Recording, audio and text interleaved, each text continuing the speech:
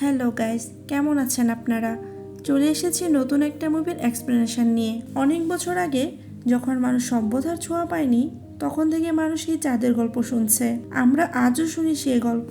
অনেক বছর আগে ঘটে যাওয়া এমন এক ঘটনা আজ আমরা শুনবো, যেটার পুনরাবৃত্তি এই 2024 সালে।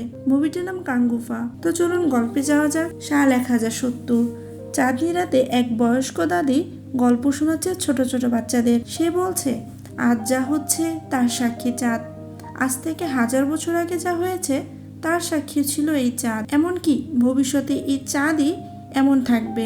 ইতিহাস বারবার ফিরে আসে, বিভিন্নভাবে, বিভিন্ন রূপে। এরপরে আমরা দেখি 2024 সালের ঘটনা। ইন্ডিয়ার এক গোপন ল্যাবে কিছু একটা রিসার্চ করা হচ্ছে। কিছু বাচ্চাদের ব্রেনে মেমোরির উপর এক্সপেরিমেন্ট করা হচ্ছে। কিন্তু হঠাৎই অ্যালার্ম বেজে ওঠে। তাদের এক্সপেরিমেন্টে 70% সাকসেস হয় এমন একটা বাচ্চা ল্যাব থেকে পালিয়ে যায়। তার নাম জিদা। জিদা সবার থেকে পালিয়ে কোনো মতে একটা ট্রেনে উঠে পড়ে। তার মধ্যে বিশেষ কিছু পাওয়ার আছে। জিদা ট্রেনে উঠে একটি পাথর দিয়ে কিছু ছবি আঁকে, আর সে ট্রেনেই ঘুমিয়ে পড়ে।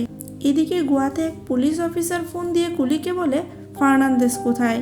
ওকে যা কাজ দেওয়া হয়েছে সেটা কেউ করেছে? কুলি বলে, স্যার আপনি টাকাটা রেডি রাখুন, ফার্নান্দেস অন দ্য ওয়ে। তখন আমরা দেখি Fernandes stylish body builder dance করার মতো করে গুন্ডাদের পিটাচ্ছে, জানালা ভাঙছে, কাজ ভাঙছে আর এনজয় করছে। এরপর একজনকে ধরে গাড়িতে উঠিয়ে তারা রওনা হয়। তখন লোকটা বলে, ভাই তোরা কে, পুলিশ না ডাকাত? কুলি বলে, আরে স্যার আমরা না পুলিশ না ডাকাত, আমরা বাউন্টি হান্টার। টাকার বিনিময়ে পুলিশের হয়ে কাজ করি। যে কাজ পুলিশ আনঅফিসিয়ালি করতে পারে না, আমরা সেটা অফিসিয়ালি ভাবে করে দেই। আর আজকের কাজ ছিল তোকে পুলিশের হাতে উঠিয়ে দেওয়া। এই কথা হচ্ছে, এরই মাঝে আরো একটা গাড়ি সেখানে চলে আসে, আর সেই লোকটার হাত বেঁধে দেয় একটা মেয়ে, আর তার নাম অ্যাঞ্জেল। সেও একই পেশার মেয়ে। ফার্নান্দেস আর অ্যাঞ্জেল পুলিশের কাছে আসে আর বলে, একে আমি ধরেছি, আমাকে 5 লাখ দিন। পুলিশ বলে, আরে তোমরা মারামারি না করে দুজনেই ভাগ করে নাও না, তাহলেই তো হয়। দুজনে তো আমার জন্যই কাজ করো, এত ঝামেলা কেন? তখন কুলি বলে, স্যার এটা সেড লাভ স্টোরি। একদিন বাউন্টিকে ধরার জন্য যায় ফার্নান্দেস। সেখানে তার দেখা হয়ে যায় অ্যাঞ্জেলের সাথে। অ্যাঞ্জেলো বাউন্টিকে আগেই ধরেছিল। সেখান থেকে দুজনের পরিচয়। সেখান থেকে দুজন একসাথে সুন্দর মুহূর্ত তারা পার করছিল। একে অন্যকে নিয়ে ঘুরতে যাওয়া, গল্প করা, আড্ডা দেওয়া, একসাথে বাউন্টি ধরা, সবকিছু অনেক সুন্দরভাবেই চলছিল। কিন্তু হঠাৎই ঘটে এক ঘটনা।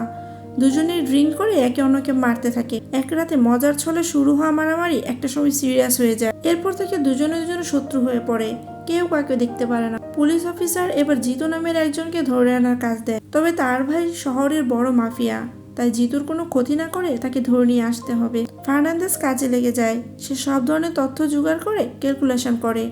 কিন্তু অ্যাঞ্জেল রিল্যাক্সে থাকে। ফার্নান্দেস শেষ পর্যন্ত খুঁজে পায় জিতুকে, কিন্তু তারা গিয়ে দেখে জিতু প্রচুর নেশা করে অনেকগুলো মেয়ে নিয়ে শুয়ে আছে। তখন কুলি আর ফার্নান্দেস যায় জিতুকে উঠিয়ে আনার জন্য। ঠিক তখনই জিতু বন্দুক বের করে ফেলে, আর হাতাহাতিতে বন্দুকের গুলি চলে যায়। জিতু সেখানে মারা যায়। ফার্নান্দেস আর কুলি দুজনে চুপচাপ সেখান থেকে পালিয়ে যেতে থাকে। তখনই তারা দেখে একটা ছেলে তাদের দিকে অপলক দৃষ্টিতে তাকিয়ে আছে, আর এটাই সেই ছেলে যার নাম জিদা। দুজনেই সেখান থেকে পালিয়ে আসে। কিন্তু কিছু সময় পর সেই জায়গাতে অ্যাঞ্জেল গিয়ে ছেলেটাকে দেখে। সে ছেলেটাকে বাসায় নিয়ে আসে, আর ছেলেটা একটা ছবি আঁকা শুরু করে। ফার্নান্দেস ছেলেটাকে ছবি আঁকতে দিবে না, কারণ সে যদি ছবি এঁকে ফেলে তাহলে সবাই জেনে যাবে খুনিকে, কোনটা কে করেছে। এই জন্য অ্যাঞ্জেলের বাসা থেকে কুলি আর ফার্নান্দেস ছেলেটাকে গাড়িতে উঠিয়ে নিয়ে চলে যেতে থাকে। ছেলেটা অদ্ভুতভাবে আবারও তাকিয়ে আছে ফার্নান্দেসের দিকে। হঠাৎ খিঁচুনি উঠে সে অজ্ঞান হয়ে যায়। ফার্নান্দেস ছেলেটাকে হসপিটালে নিয়ে যায় চেক আপ করানোর জন্য। ডক্টর জানায় তার লাইফে এমন অদ্ভুত জিনিস সে আগে কখনো দেখেনি। ছেলেটার মাথায় কোনো অপারেশন করা হয়েছে, তার ব্রেনের সেলগুলো অস্বাভাবিক। বিষয়টা ফার্নান্দেসের কেমন যেন লাগে, এবং এমনকি যেদিন থেকে সে ওই ছেলেটাকে দেখেছে তার মধ্যে কেমন যেন একটা খালি খালি অনুভব হচ্ছে। এদিকে পুলিশ অফিসার ফোন দিয়ে বলে, জিতু মার্ডার হয়েছে, সেই খবর জেনে গেছে তার ভাই। সে যেভাবেই হোক বের করবে তোমাদের, তাই তোমরা কিছুদিন লুকিয়ে থাকো। ফার্নান্দেস ছেলেটাকে নিয়ে একটি হোটেলে আসে। ছেলেটা হঠাৎ ওয়ালে কিছু আঁকা শুরু করে। ফার্নান্দেসের মনে থাকে সে এই ধরনের জিনিস আগেও দেখেছে। রাতে সবাই শুয়ে পড়ে। হঠাৎই ফার্নান্দেস উঠে দেখে ছেলেটা তার পায়ের কাছে বসে আছে, আর তার অপলক মায়াভরা চোখে তার দিকে তাকিয়ে আছে। ছেলেটা ফার্নান্দেসের হাত তার মাথায় রাখে। ঠিক তখনই সেখানে চলে আসে অ্যাঞ্জেল। অ্যাঞ্জেল বলে, আমি তো রিল্যাক্সে থাকি, তোমাদের সব কাজ হলে আমি সেই জায়গায় পৌঁছে যাই, কারণ ব্রেকআপের সময় কুলিকে একটা লকেট দিয়েছিলাম যেটার ট্রেকার আছে, সেই ট্রেকার ফলো করে তোমাদের আমি খুঁজে পাই। সব তোমরা করো, ফল ভোগ করি আমি। আর ঠিক তখনই সেই হোটেলের সামনে কয়েকটা হেলিকপ্টার চলে আসে আর কিছু লোক তুফানের মতো গুলি করতে থাকে। গুলির সামনে দাঁড়ানো যাচ্ছে না, এমন সময় তারা ছেলেটাকে বেঁধে নিয়ে চলে যেতে থাকে। ফার্নান্দেজ আটকানোর জন্য পিছনে যেতে শুরু করে আর ছেলেটা কাঙ্গু বলে ডাক দেয়। আবারও ফার্নান্দেসের মনে হতে থাকে এই জিনিসটা তার সাথে এর আগেও হয়েছে, চলুন দেখে আসি কাঙ্গুকে। কাঙ্গুর অতীত কি ছিল? সাল 1070। সে সময় রোমান সম্রাট তার নতুন আশ্রয় খোঁজার জন্য বেরিয়ে পড়ে। 25,000 সৈন্য নিয়ে তাদের উদ্দেশ্য ছিল পুরা ভারতবর্ষকে দখল করার, কিন্তু এর জন্য তার আশ্রয় দরকার। সেই আশ্রয়ের জন্য তারা একটি দ্বীপ খুঁজতে থাকে। ভারত সাগরের সবচেয়ে সমৃদ্ধ 5টা দ্বীপ হচ্ছে মান্দার, মেঙ্গুডা, মোকাডো, আরাত ও পেরুমাল। 5টা দ্বীপ সাগরের মধ্যে পাশাপাশি। প্রথমে রোমান সম্রাট ভাবে পেরুমাল দ্বীপ দখল করবে, কারণ এই দ্বীপে অনেক খাবার আছে, 25,000 সৈন্য থাকার জন্য উপযুক্ত জায়গা। মান্দার আর পেরুমাল বন্ধু দ্বীপ, তাদের প্রধানের মধ্যে অনেক ভালো সম্পর্ক। এই সুযোগ নিয়ে রোমান সম্রাট কুরুবা নামের একজনকে টাকার লোভ দেখিয়ে পাঠায় পেরুমাল গ্রামে। কুরুবা তার বউ বাচ্চার সাথে পেরুমাল দ্বীপে যায়। সেখানে গিয়ে সে প্রধানের সাথে গিয়ে বসে গল্প করে আর বলে, আমাদের গ্রামে অনেক বড় কিছু জাহাজের অর্ডার এসেছে, আপনাদের এখান থেকে কিছু শক্তিশালী ব্যক্তির সাহায্য দরকার, যেন কাজটা তাড়াতাড়ি হয়। প্রধান তখন 100 জন সৈনিক নিয়ে যাওয়ার অনুমতি দেয়। সবাই প্রস্তুত হয়ে যাত্রা শুরু করে, কিন্তু একটা নির্জন জায়গায় যাওয়ার পর কুরুবা সংক্ষেপে ফু দেয় আর আশেপাশে লুকিয়ে থাকা সব যোদ্ধারা ঝাঁপিয়ে পড়ে সে 100 জন সৈন্যের উপর। একে একে সবাইকে মেরে ফেলে আর প্রত্যেকের হাত কেটে নিয়ে যায় আর রোমান সম্রাটের কাছে জমা দেয়। প্রত্যেক হাতের বিনিময়ে 2টা করে স্বর্ণ মুদ্রা পায়। 100 জনের মৃত্যু হয়ে যায়। এবার কুরুবা আবার প্রধানের কাছে যায় আর বলে, আপনাদের বীরদের কাজ দেখে সবাই অনেক প্রশংসা করেছে, সবাই অনেক খুশি, আপনি যদি আরো কিছু লোক দিতেন আমরা খুব তাড়াতাড়ি কাজটা শেষ করতে পারতাম। তখন প্রধান আরো 100 জনকে নিয়ে যাওয়ার হুকুম দেয়। সবাই মিলে যাচ্ছে। ঠিক সে আগের জায়গায় আসলে 100 জনের মধ্যে একজন বলে, ডাক কুরুবা তোর যোদ্ধাদের, আরেকবার ডাক, আজ দেখি কে তোকে বাঁচায়। এই লোকটা গতদিনও ছিল 100 জনের মধ্যে। সে লুকিয়ে দেখে কুরুবা ষড়যন্ত্র আর নিজের একটা হাত কেটে দিয়ে দেয় আর মরার ভান করে পড়ে থাকে। এরপর সে গ্রামে ফিরে কাঙ্গুবাকে এসে সবকিছু জানায়। তখন আমরা দেখি কাঙ্গুবা নিজেই শঙ্খ বাজায় আর সব যোদ্ধাদের আমন্ত্রণ জানায়। সে একাই সবাইকে দৌড়ে মারতে থাকে, কারো হাতে, কারো পায়ে, কারো মাথায়, কাউকে জীবন্ত পুঁতে ফেলে। প্রধানের ছেলে শূরবীর যোদ্ধা, তার বীরগাথা সবাই জানে। এবার সে কুরুবার হাত কেটে ফেলে আর গ্রামে নিয়ে আসে। বিশ্বাসঘাতককে চিতার উপর রাখা হয়, তাকে জীবন্ত পুড়িয়ে মারা হবে। তখন কুরুবার বউ আর কুরুবার ছেলে বলে, ভাইয়া জীবন দান দিন, ভাইয়া আমার ছেলের কথা ভেবে মাফ করে দিন। কিন্তু কাঙ্গু বলে, শাস্তি তো তার প্রাপ্য, লোভ লালসার পথে যেন কেউ আর না যায়, এজন্য এই শাস্তি। এরপর সেই সব বিধবা মহিলারা মিলে কুরুবাকে জীবন্ত জ্বালিয়ে দেয়, যাদের মেরে ফেলেছিল কুরুবা। কুরুবার বউ তার ছেলে নিজ চোখে দেখে এই দৃশ্য। গ্রামের সবাই বলে, এই জ্বলন্ত আগুনে কুরুবার পরিবারকেও মেরে ফেলার জন্য। বেইমানের রক্ত তো বেইমানই হয়। কিন্তু কাঙ্গুয়া বলে, না, ওদের কেউ কিছু বলবে না, লোভ কারো রক্তে থাকে না, স্বভাবে থাকে। তখন গ্রামের সবাই মৃত্যু মৃত্যু বলে চিৎকার করতে থাকে। তখন কুরুবার বউ তার ছেলের হাত কাঙ্গুবার হাতে দিয়ে বলে, ভাইয়া কথা দাও, আমার ছেলেকে তুমি যেভাবে হোক বাঁচিয়ে রাখবে, তাকে দেখে রাখবে, তাকে কিছু হতে দিবে না। এই বলে সে ওই জ্বলন্ত আগুনে লাফ দেয় আর কুরুবার ছেলে পূর্বা এক মুহূর্তেই তার মা বাবা দুজনকেই আগুনে পুড়ে যেতে দেখে। তখন সে কিছুই করতে পারে না। এরপর কাঙ্গুবা বলে, আজ থেকে পূর্বা আমার ছেলে, আজ থেকে ওর দিকে কেউ চোখ তুলে তাকাবে না। কাঙ্গুবা ছোটদের বড়দের সবাইকে যুদ্ধের কৌশল শেখায়। সে নিজেই সবাইকে প্রশিক্ষণ দেয়, যেন এই পেরুমাল দ্বীপে সবাই এক একজন কাঙ্গুবার মতো সাহসী ও যোদ্ধা হয়ে ওঠে। পূর্বাকেও সে নিজ হাতে যুদ্ধ কৌশল শেখাতে শুরু করে। এইদিকে রোমান সম্রাট যায় রক্তের দ্বীপ আড়াতে। সেখানকার প্রধান অরিধানের 3 ছেলে। এই গ্রামের মানুষ রক্ত পিপাসু আর পেরুমাল দ্বীপের পূর্বশত্রু। সম্রাট বলে, পেরুমাল আমাকে দিয়ে দাও, আমি তোমাদের মালামাল করে দিব। এই শুনে অধিরানের 2 ছেলে যুদ্ধের জন্য তাদের বাবার কাছে অনুমতি চায়। অধিরান অনুমতি দেয়। তারা দুজনে যুদ্ধা নিয়ে গোপনে চলে যায় পেরুমাল। গ্রামের সবাই গাছের উপর লুকিয়ে পড়ে।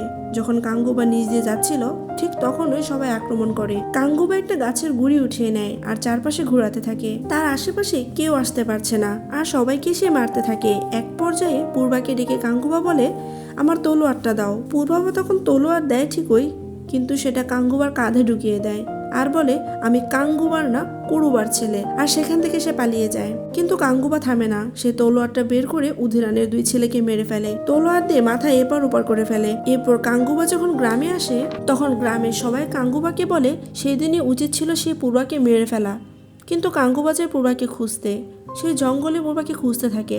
অনেকক্ষণ খোঁজাখুঁজির পরে সে পূর্বাকে পায়, পূর্বাকে সামনে পেয়ে তাকে শান্ত করে আর বলে আমি কথা দিচ্ছি আমার মৃত্যু তোমার হাতেই হবে, তবে এখন এই গ্রামে আমাকে প্রয়োজন, সবশেষে আমি তোমার কাছে আত্মসমর্পণ করব, তোমার পরিবারের মৃত্যুর জন্য আমিই দায়ী, কথা দিচ্ছি তোমার হাতেই আমার মৃত্যু হবে। এই বলে পূর্বাকে গ্রামে নিয়ে আসে কাঙ্গুবা। তাদের দেখে সবাই ইট পাথর ছুঁড়ে মারতে থাকে, আর গ্রামের প্রধান হুকুম দেয় পূর্বাকে কালো জঙ্গলে পাঠানো হবে, গ্রামে তার কোনো জায়গা নেই। কিন্তু কাঙ্গুবা বলে বাবা আমি ওর মাকে কথা দিয়েছিলাম ওকে আমি রক্ষা করব, তাই কালো জঙ্গলে আমিও যাবো ওর সাথে। এই বলে পূর্বাবা আর কাঙ্গুবা দুজনেই কালো জঙ্গলের দিকে রওনা হয়। কথিত আছে এই জঙ্গল নাকি অনেক ভয়ানক, বেঁচে থাকা অসম্ভব, কিন্তু তারপরেও কাঙ্গুবা পূর্বার সাথে চলে যায়।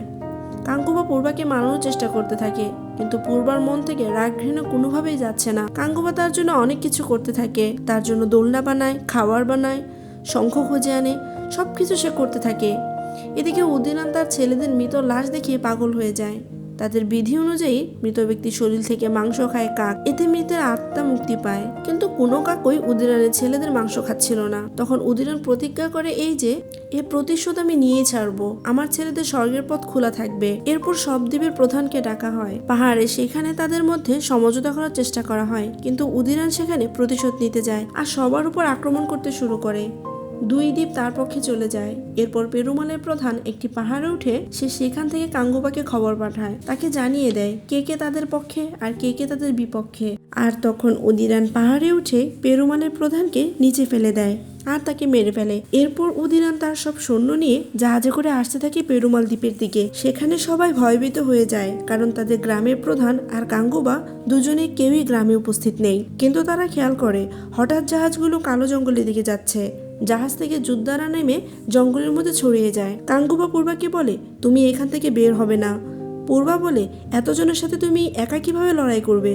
কাঙ্গুবা হাসে আর বলে এত সুন্দর বন, এত সুন্দর প্রকৃতি থাকতে অন্য কারো প্রয়োজন হবে না। তখন বিভিন্নভাবে বিভিন্ন দিক থেকে উদিরানের লোকেরা আসতে থাকে, আর কাঙ্গুবা বুদ্ধির মাধ্যমে তাদের একে একে মারতে শুরু করে, কখনো আগুনের গোলা ছেড়ে, কখনো বিচ্ছু ছেড়ে, কখনো বিষাক্ত সর্পণ দিয়ে, আবার কখনো নিজের হাতে। এমনকি সে পাহাড়ের উপর থেকে পাথরও ফেলতে থাকে। এভাবে অনেক যোদ্ধাকে সে মেরে ফেলে। শেষে একটা পর্যায়ে আবারও পূর্বা কাঙ্গুবাকে বলে তোমার তলোয়ারটা নাও। এ বলে পূর্বা কাঙ্গুবার হাতে তলোয়ারটা দেয়, কিন্তু তলোয়ারটা এবার পূর্বা কাঙ্গুবার হাতেই দেয়। মন থেকে রাগ প্রতিশোধের আগুন আস্তে আস্তে নিভে যাচ্ছে। সে কাঙ্গুবার সাথে লড়াই করতে শুরু করে, কিন্তু হঠাৎ করে কিছু সৈন্য পূর্বাকে নিয়ে পালিয়ে যায়, তাকে জাহাজে নিয়ে চলে যায়। উদিরান বলে জঙ্গল তো রাস্তা না, সমুদ্র, আয় তোর ছেলেকে বাঁচাতে আমার সামনে আয়। কাঙ্গুবা জঙ্গলে সবাইকে মেরে জাহাজে এসে পড়ে, কিন্তু উদিরান পূর্বাকে বেঁধে রেখেছে দড়ি দিয়ে। আর যখন সে দড়িটা ছেড়ে দেয় আর পূর্বা বা সমুদ্রে পড়ে যাবে, ঠিক তখনই কাঙ্গুবা সেই দড়িটা এক হাতে টেনে ধরে আর অন্য হাতে সবার সাথে লড়াই করতে থাকে। দড়ি ছেড়ে দিলে কয়েকশো শার্ক তাকে খেয়ে ফেলবে। কাঙ্গুবা পূর্বার হাতে একটা অস্ত্র দেয় আর শার্কদের সাথে লড়াই করতে বলে। এদিকে উদিরান কাঙ্গুবাকে মারতে থাকে। এসব দেখে পূর্বা বলে বাবা তুমি পুরো গ্রামের আশা ভরসা, আমি মারা গেলে একটা জীবন যাবে, কিন্তু তুমি না থাকলে পুরো দ্বীপ শেষ হয়ে যাবে, তাই আমি চলে যাচ্ছি। এই বলে পূর্বাবা দড়িটা কেটে দেয় আর সমুদ্রে পড়ে যায়, আর সব শার্ক তাকে খেয়ে ফেলে। কাঙ্গুবা তার প্রতিজ্ঞা পালন করতে ব্যর্থ হয়। সে পূর্বাকে বাঁচাতে পারেনি, কিন্তু উদিরানকেও সে ছাড়েনি। সে উদিরানের গলা ছিঁড়ে ফেলে আর ঝুলিয়ে দেয় জাহাজের সাথে। উদিরানের মারা যাবার খবর শুনে তার অবৈধ সন্তান সে আসে তার বাবার চিতায় আগুন দিতে আর প্রতিজ্ঞা করে কাঙ্গুবাকে শেষ করার দায়িত্ব এবার তার, কারণ তার শরীরেও তার বাবার রক্ত বইছে। এবার 2024 সালে চলে আসি। ঠিক একইভাবে জিতাকেও ধরে নিয়ে যাচ্ছিল, আর ফার্নান্দেজ তাদের পিছনে পিছনে যেতে থাকে, ঠিক যেমনটা পূর্বা আর কাঙ্গুবার সাথে হয়েছিল। জিতাকে নিয়ে কিছু আর্মি প্লেনে ওঠে আর ফার্নান্দেজ বাইক চালিয়ে লাফ দিয়ে সে প্লেনে উঠে পড়ে। ভেতরে মারাত্মক ফাইট হয়। হঠাৎ করে জিতার শক্তি জাগ্রত হয়ে যায়, সে কন্ট্রোলের বাইরে চলে যায়। তখন আর্মিদের নির্দেশ দেওয়া হয় তার মাথাটা কেটে ফেলতে, যেন সে শক্তি নষ্ট হয়ে যায়। কিন্তু জেতাকে মারার আগেই ফার্নান্দেজ সবাইকে মেরে ফেলে। আর তখনই আমরা দেখি এই এক্সপেরিমেন্টের পিছনে আছে সেই লোকটা যে 1000 বছর আগে প্রতিজ্ঞা করেছিল কাঙ্গুবার থেকে সে প্রতিশোধ নেবে, অর্থাৎ উদিরানে সে না যায় সন্তান। সে হাসতে থাকে আর বলতে থাকে কাঙ্গুবা খুব তাড়াতাড়ি দেখা হচ্ছে। এখানে সিনেমার সমাপ্তি হয়। আসলে এটা একটা পুনর্জন্ম, কিন্তু গল্পতে 1000 বছর আগে পূর্বাকে বাঁচাতে পারেনি গাঙ্গুবা, কিন্তু এবার সে তাকে বাঁচাবে। আর বাবা উদিরানের মৃত্যুর প্রতিশোধ নিবে তার নাজায়ের সন্তান। কি হবে সেটা আমরা নেক্সট পার্টে জানতে পারবো। আপাতত এতটুকুই ছিল। গল্প আপনাদের কাছে কেমন লেগেছে আমাকে জানাবেন। আজ এই পর্যন্তই, দেখা হবে নতুন কোনো গল্প নিয়ে। সে পর্যন্ত সবাই ভালো থাকবেন, আর আমার এই ছোট্ট চ্যানেলটিকে সাবস্ক্রাইব করে আমাকে সাপোর্ট দিয়ে প্লিজ পাশে থাকবেন। আল্লাহ হাফেজ।